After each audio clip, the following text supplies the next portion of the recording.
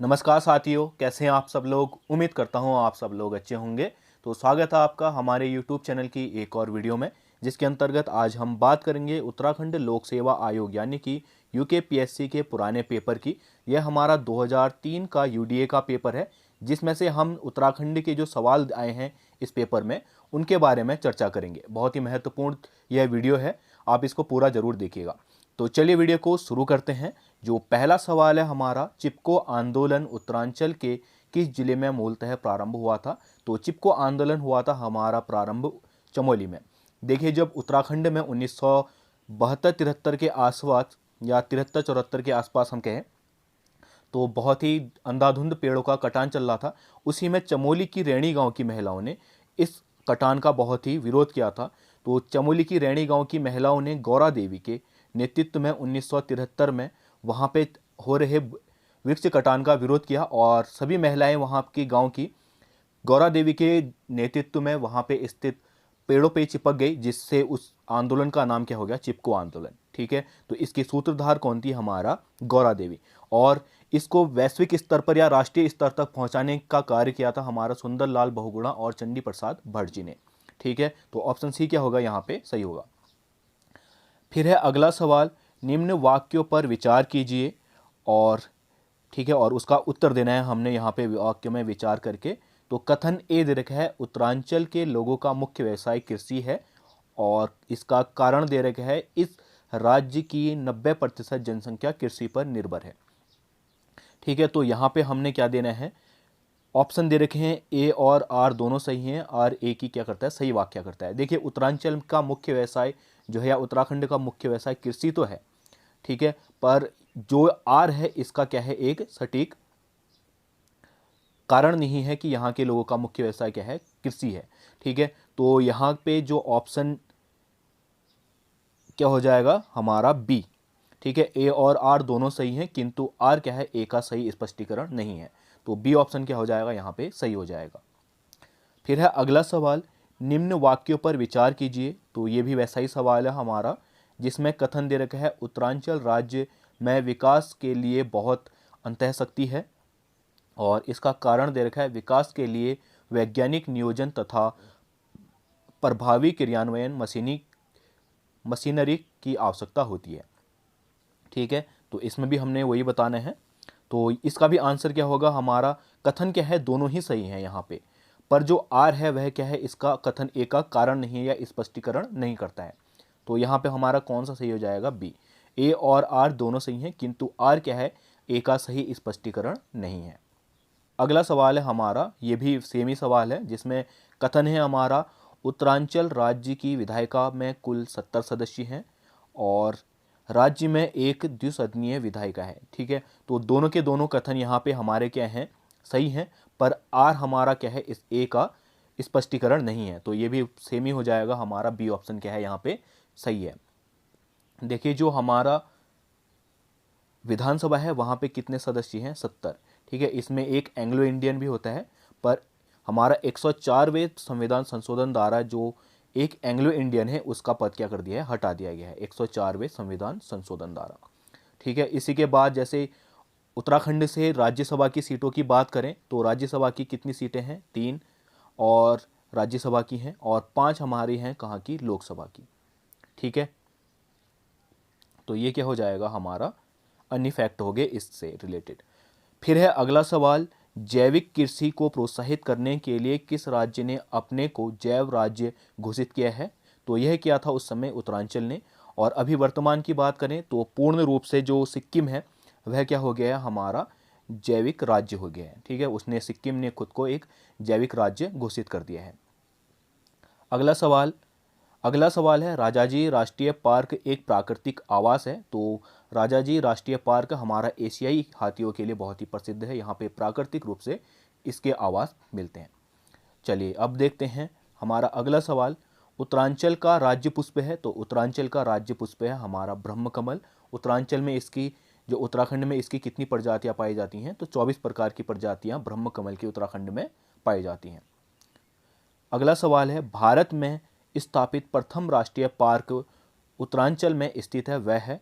तो भारत ही नहीं, पूरे दक्षिण पूर्व एशिया का पहला जो राष्ट्रीय पार्क था वह हमारा उत्तराखंड में स्थापित हुआ था और उसका नाम था हमारा जिम कॉर्बेट। ऑप्शन सी क्या है यहाँ पे सही है। 1936 में तत्कालिक गवर्नर सर हेली के, ठीक है, सर हेली के नाम पे इस राष्ट्रीय पार्क का निर्माण किया गया था और इसका जो नाम उस समय दिया गया था यह दिया गया था हेली राष्ट्रीय पार्क। ठीक है, 1957 में आज़ादी के बाद इसका नाम क्या कर दिया हमारा जिम कॉर्बेट राष्ट्रीय पार्क कर दिया गया। फिर देखते हैं अपना अगला सवाल। अगला सवाल है हमारा बद्रीनाथ मंदिर स्थित है, तो बद्रीनाथ मंदिर है हमारा चमोली जनपद में। अगला सवाल भागीरथी एवं अलकनंदा नदियाँ मिलकर गंगा कहलाती हैं, तो भागीरथी और अलकनंदा दोनों अलग अलग सास और बहू कहा जाता है इन दोनों को। तो इन दोनों का संगम होता है हमारा देवप्रयाग में और देवप्रयाग के बाद इनकी संयुक्त धारा कहलाती है हमारा गंगा, जो कि देवप्रयाग से हरिद्वार तक और हरिद्वार से लश्कर के बाद यह उत्तर प्रदेश में चली जाती है। ठीक है, फिर है अगला सवाल उत्तरांचल के किसी नगर निगम का नगर प्रमुख, तो यहाँ पे नगर प्रमुख के चुनाव की बात करते हैं जिसमें क्या है, जिसको क्या कहा जाता है, मेयर कहा जाता है। ठीक है, तो इसका चुनाव किस तरीके से होता है, तो स्थानीय जनता द्वारा निर्वाचित किया जाता है। कोई भी मेयर का पद है तो वह किस जो वहाँ की स्थानीय जनता है उसके द्वारा मत दे के क्या किया जाता है, उसको चुना जाता है मेयर को। ठीक है, नगर प्रमुख। उत्तरांचल में नगरों की संख्या कितनी है, तो नगरों की संख्या है हमारी वर्तमान में बात करें तो नगर निकायों की संख्या है 9, जिसमें से अभी वर्तमान में जो है हमारा 2021 में नया बना हुआ है श्रीनगर। ठीक है, श्रीनगर क्या है हमारा 2021 में निर्मित है। ठीक है, ये सवाल बहुत ही इंपॉर्टेंट है, पूछ सकता है कि हाल ही में निर्मित नगर निगम कितने हैं, कौन सा है, तो वह हो जाएगा हमारा श्रीनगर, 2021 में निर्मित हो रखा है। जो हमारा इससे पहले पटवारी का पेपर जो कैंसिल हो गया था उसमें नगर निगमों की संख्या पूछी गई थी। फिर है अगला सवाल निम्नलिखित में से कौन सा एक उत्तरांचल का जिला नहीं है, तो यहाँ पे रुद्रप्रयाग, बागेश्वर, उधम सिंह नगर ये क्या है जिले हैं। रुड़की क्या है हमारा हरिद्वार की एक क्या है तहसील है, हरिद्वार जनपद की क्या है एक तहसील है रुड़की। तो ऑप्शन ए क्या हो जाएगा यहाँ पे सही हो जाएगा। बात करें रुद्रप्रयाग और बागेश्वर की तो इनका निर्माण कब हो रखा है, 1997 है। 1997 में ये दोनों क्या बने, जिला बने। इसी के साथ साथ चंपावत भी हमारा 1957 में क्या बना था, जिला बना था। ठीक है, और उधम सिंह नगर की बात करें तो उधम सिंह नगर बना था जिला 1995 में। चलिए अब बढ़ते हैं आगे। उत्तरांचल राज्य की स्थापना कब हुई थी, तो उत्तरांचल राज्य की स्थापना हुई थी हमारा 9 नवंबर 2000 को और 31 दिसंबर 2006 तक ये क्या रहा उत्तरांचल। उसके बाद 1 जनवरी 2007 से इसका नाम क्या हो गया उत्तराखंड। ठीक है, और देश के 27वें राज्य के रूप में इसकी क्या हुई थी, स्थापना हुई थी 9 नवंबर 2000 को। अगला सवाल है उत्तरांचल राज्य का सबसे ज़्यादा जनसंख्या वाला जनपद कौन सा है, तो यह है हमारा हरिद्वार। निम्नलिखित में से कौन एक उत्तरांचल की पहाड़ियों का लोकप्रिय चारा प्रदान करने वाला वृक्ष है, तो उत्तरांचल या उत्तराखंड की पहाड़ियों में लोकप्रिय चारा प्रदान करने वाला वृक्ष जो है बांज है। इसकी उत्तराखंड में कुल 5 प्रजातियां पाई जाती हैं और यह उत्तराखंड के लोगों का लोकप्रिय चारा और इसी के साथ साथ ईंधन की लकड़ी भी है। ये उत्तरांचल राज्य की स्थायी राजधानी के लिए स्थान चयन हेतु राज्य सरकार द्वारा बनाया गया आयोग था, तो इसके लिए बनाया गया था दीक्षित आयोग। देखिए राज्य के बनने से पूर्व ही हमारी एक जो राजधानी थी वह निर्धारित हो गई थी गैरसैंण, तो उसी की स्थान चयन के लिए इस आयोग का गठन किया गया था, पर दीक्षित आयोग ने जो है गैरसैंण को हमारा गलत बताया था राजधानी के लिए। ठीक है, तो दीक्षित आयोग क्या है यहाँ पे सही ऑप्शन है। फिर है अगला सवाल अस्कोट वन्य जीव सेंचुरी किस जनपद में है, तो अस्कोट वन्य जीव सेंचुरी है हमारा पिथौरागढ़ जनपद में, पिथौरागढ़ जनपद के अस्कोट में स्थित है ये, और इसकी स्थापना हुई थी हमारा 1986 में।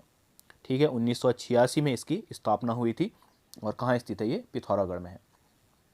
फिर बढ़ते हैं अगले सवाल की तरफ। मौसमी प्रवास प्रचलित है, तो मौसमी प्रवास जो है प्रचलित होता है भोटिया जनजाति में। भोटिया जनजाति मुख्यतः हमारी अर्ध घुमकत्व क्या है जनजाति है, जो क्या करती है साल में 6 माह उच्च हिमालयी क्षेत्रों में और 6 माह कहाँ हमारा नीचे घाटी में निवास करती है। ठीक है, 6 माह का इनका क्या रहता है निवास स्थान रहता है। इनके ग्रीष्मकालीन आवास को कहा जाता है मैत, और जो शीतकालीन आवास होता है उसको कहा जाता है मुंसा। ठीक है, तो ये हैं आज की वीडियो के सवाल। मिलते हैं अगली वीडियो में। अगर वीडियो पसंद आई हो तो वीडियो को लाइक कर देना, और अगर चैनल में नए हो तो चैनल को साथ साथ सब्सक्राइब भी कर देना। मिलते हैं अगली वीडियो में, तब तक के लिए बाय।